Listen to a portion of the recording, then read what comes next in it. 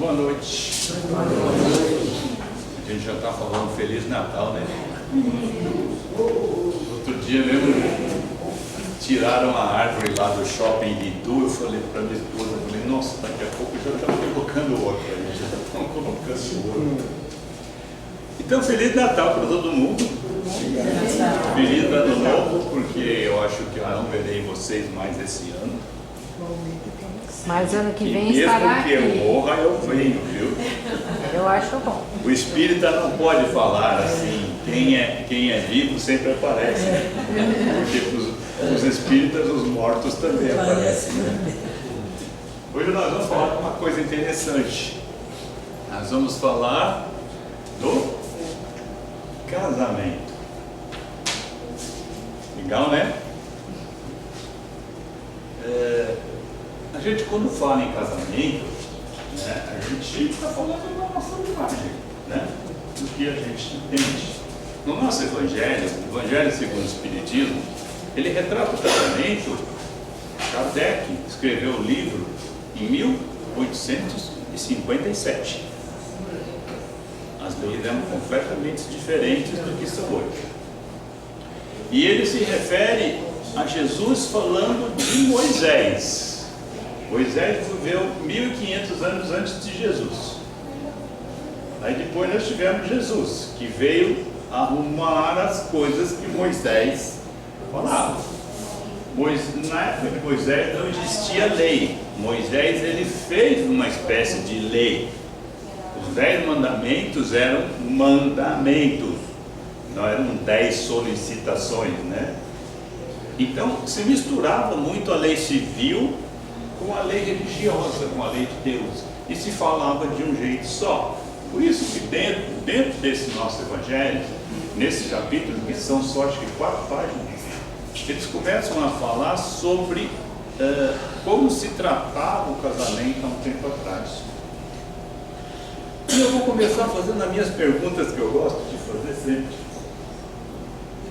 Você é casada?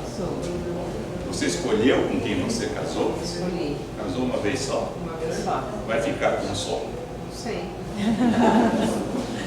Se fosse antigamente, falava assim, é lógico. Hoje é, não sei. Você já casou? Vai casar? Talvez. Há um tempo atrás, ela ia falar assim, é lógico. Então, as coisas estão mudando muito rapidamente. Muito rapidamente. A senhora escolheu com quem casou? Já casou? E não escolheu com quem casou? Antigamente, a gente escolhia com quem a gente casava. Na nossa última encarnação, tirando esta aqui, você escolheu com quem você casou? Provavelmente não. 99% que não. Nós não escolhemos com quem iríamos casar. Como é que nós podemos entender como era um casamento se a gente não tinha nem direito de escolha? Ela não teve. Será que é fácil você conviver com uma pessoa que você não escolheu? Se não é fácil viver com uma que você escolheu, imagina se você não tivesse escolhido. Então, hoje nós vamos filosofar um pouquinho. Eu falei assim, eu sempre bato um pouco numa tecla, né? Que é mais voltado nesse assunto aqui, junção de Deus. Mas eu fiz uma filosofia esses dias sobre o casamento e eu achei esse negócio de interessante, né? Nossa, dá muito tempo para você pensar em si mesmo. Porque você precisa de uma coisa, você liga, fala com esse aí, ele responde para você. E aí sobra mais tempo para eu pensar no que eu sinto. Viu que interessante que essa inteligência artificial vem fazer? Vem fazer a gente prestar atenção em nós mesmos. Porque o resto ela faz sozinha. Então, filosoficamente, o casamento, ele tem aqui 6 itens interessantes, pela filosofia. O item primeiro, que diz assim, o que seria um casamento? O primeiro item que ele fala que é uma união de, olha que termo interessante, inteirezas. É uma união de inteirezas. Não é uma união de 2 metades, gente. O casamento não é uma união de 2 metades. É uma união de 2 inteiros. Então, quando a gente pensa no casamento, ai, a minha metade, não é. Então, como nós estamos falando de 2 inteiros, nós estamos falando de um ser individualizado e não de um ser que precisa de outro ser para viver, correto? Se ela é uma união de inteirezas, de inteirezas, esses 2 estão unidos para sustentar algo. 2 inteiros sustentando uma coisa é melhor que 2 metades sustentando alguma coisa. Eu falei, nossa, assim, filosoficamente é interessante e inteligente.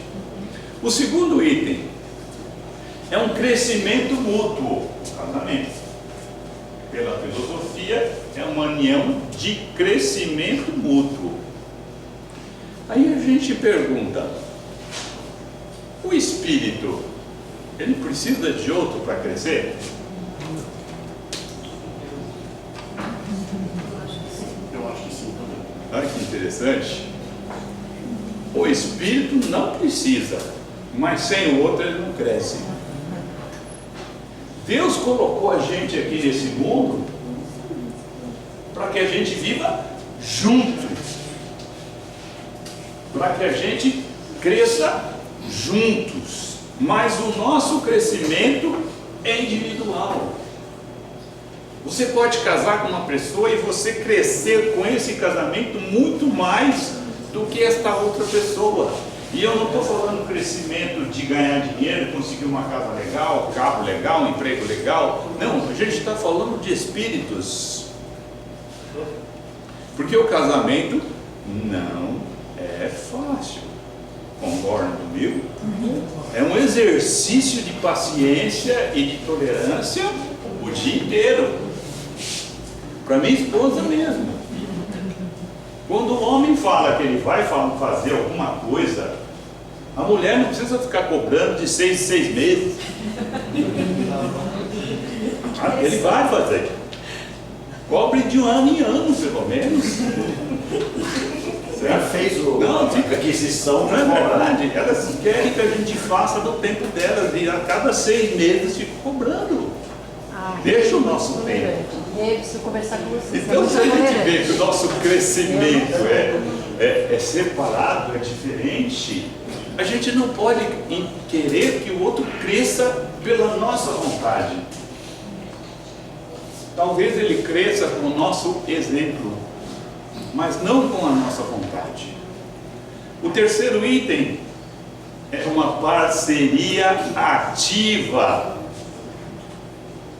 O homem, quando casa, ele está esperando levar a mãe dele para casa, correto? Ele quer uma esposa que seja 90% mãe, que faça tudo. Antigamente era assim, hoje não mais.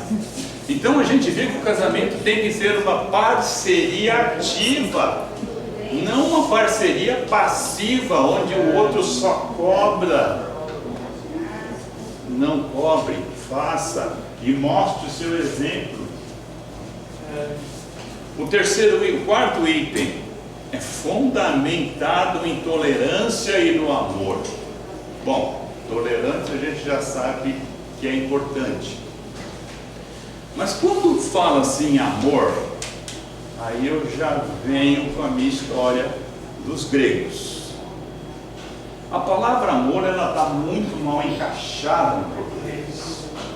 No tempo de Jesus existia a palavra amor? Amor sempre existiu? Não, a palavra Não a palavra, mas o sentimento. Em português, falava-se português, né? Não, professor. Existia a palavra amor no tempo de Jesus? Não. Jesus falava em aramaico, o mais próximo do aramaico, que hoje ainda existe, é o grego. Alguém fala grego aqui? Como é que o grego fala amor? Hein? Eu já falei aqui várias vezes. Para ter uma ideia de como o grego fala amor, ele não fala em uma palavra só.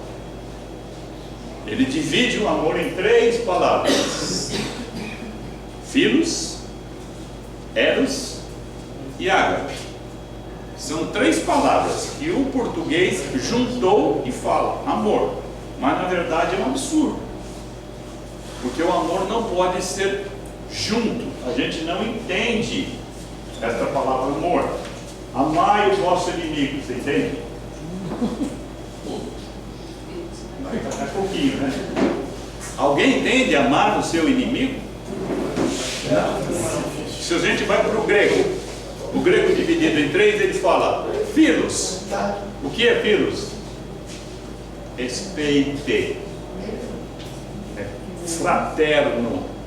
Respeite o vosso inimigo, o vosso desafeto. Ok, entendi. E eu posso dizer que o amor de um homem por uma mulher, pela esposa, é igual ao amor dele pela mãe? Não, porque o amor de um homem ou de uma mulher por um homem é um amor de desejo. Esse é o Eros. É bem diferente do Philos. Correto? E tem o terceiro, que é o Ágape, que é amor de alma.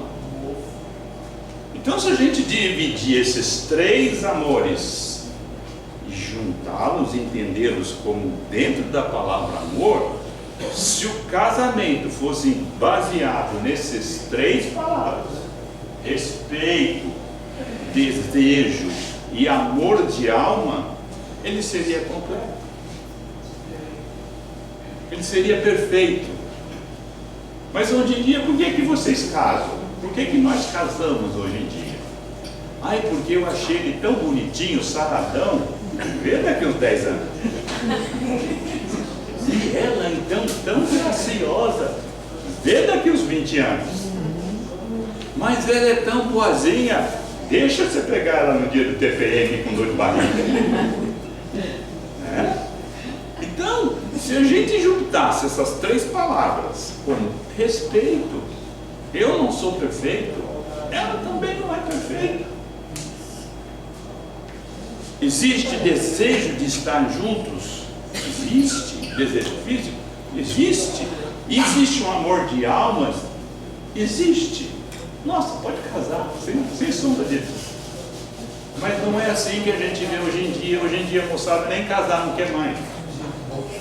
Hoje em dia a moçada quer uma coisa tão rápida, tão sem respeito, tão sem propósito, que a gente fica questionando se ainda esse negócio de casamento daqui uns 50 anos vai existir.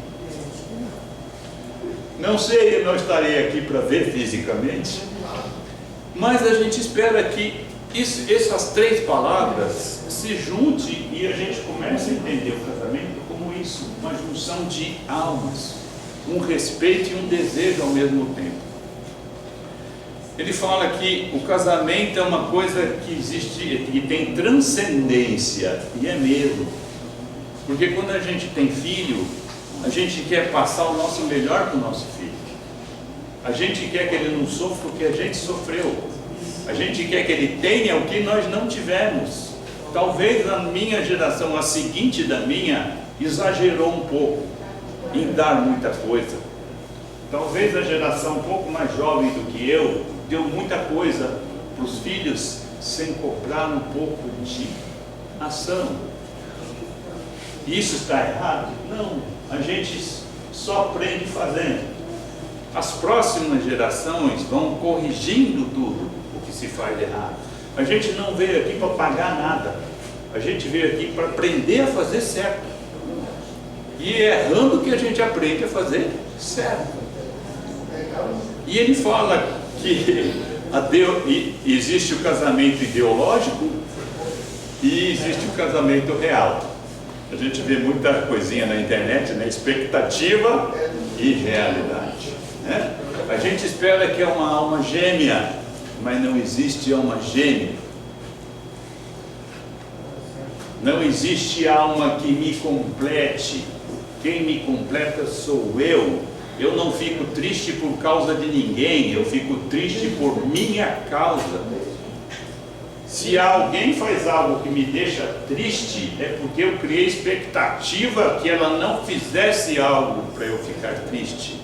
Então a gente vê que é tudo baseado em mim, e eu gosto de jogar a culpa aonde? No outro. Então quando existe sempre um conflito, a culpa é sempre do outro. Então a gente vê que a gente não presta atenção no que nós causamos. Será que eu não sou o causador de todos os conflitos? Vocês conhecem a história da mulher do biscoito? Uma mulher muito chique, não adianta essa mulher chique. A mulher estava no aeroporto esperando embarcar para Paris. Ela não queria se misturar na lanchonete, ela foi numa delicatessen dessa, isso. E aí ela comprou uma caixa, sabe aquelas caixas que a caixa é mais bonita do que os biscoitos? A caixa vale 3 vezes o valor do biscoito. Ela comprou e foi pro cantinho dela. Sentou, estava lendo um livro, de repente sentou um senhor do lado dela, de terno, nem deu bola para ele, e aí ela sentou, de repente ele escutou um barulho. Ela olhou para o lado e ele estava abrindo a caixa de biscoito.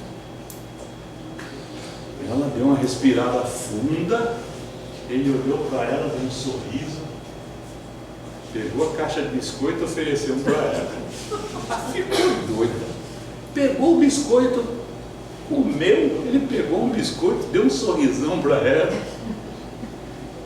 Mas que cara mal educado. Aí ele não teve dúvida, pegou e ofereceu outro biscoito para ela. Ela pegou o biscoito, olhou feio de novo para ele, aí ele pegou um biscoito e comeu. Aí foram assim, ela olhando feio para ele sorrindo para ela.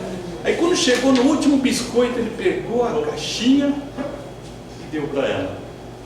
Ela pegou o biscoito, jogou no chão e foi embora. Aí quando chegou para embarcar, foi pegar a passagem, ela abriu a bolsa dela, o que ela viu? A caixa de biscoito. Ela estava comendo o biscoito dele. Ela estava comendo o biscoito dele e estava brava com ele. A maioria das vezes nós somos ela. A gente está comendo o biscoito do outro e está achando que ele está botando a mão no nosso biscoito. Então, se a gente prestar atenção nas coisas que acontecem, a gente vê que a maioria das coisas nós fizemos. E quando Deus fez a gente, Ele criou duas coisas. Quando se fala, né, o que Deus juntou, um homem não separa. Vocês já ouviram isso na igreja? Se é um padre que fala isso, fala corretamente, mas a gente interpreta erradamente. A gente achava que era o casamento que era juntado por Deus. Não é. O divórcio não é uma coisa errada. O divórcio ele veio corrigir um erro. Se um casamento não está certo, é melhor a separação do que as brigas. É melhor que cada um vá para um lado do que dois fiquem se afundando. Então o divórcio nunca será proibido. Se alguém se divorciou, não sinta pecador. Se pecar significa perder o rumo, o divórcio faz a gente corrigir o nosso rumo. Então é uma coisa que veio corrigir. Então o que Deus juntou, que Deus uniu, o homem não separa. Deus fez duas coisas só. As leis de Deus, elas são fantásticas. A lei do amor e a lei do progresso que Deus fez, ninguém, nada consegue ir contra. Nós vamos progredir? Vamos. E como Deus colocou isso para a gente? Ele uniu duas inteligências, uniu dois princípios, o princípio espiritual e o princípio material. O princípio espiritual, ele tem o quê? Qual é o atributo principal do Espírito? Alguém sabe me dizer? Principal atributo do Espírito, não o ser, mas do Espírito.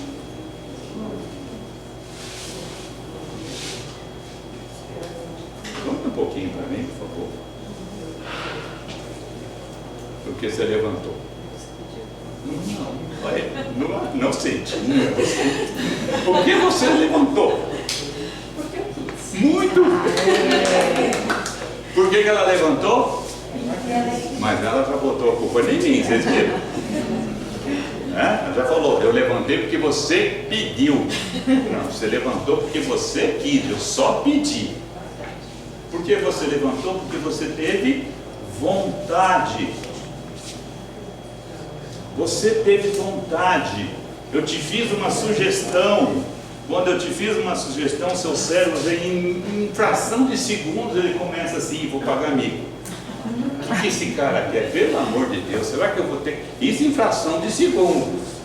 Será que eu vou levantar mesmo? Aí levanta todo sem graça. Mas antes de você levantar, você ativou a sua vontade, que mexe todos os seus músculos e provoca uma ação. A vontade, ela provoca uma ação.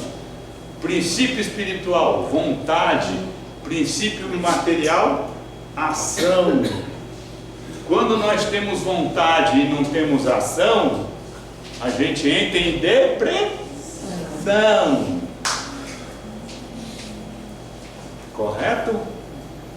Então nós precisamos ter vontade e precisamos ter ação.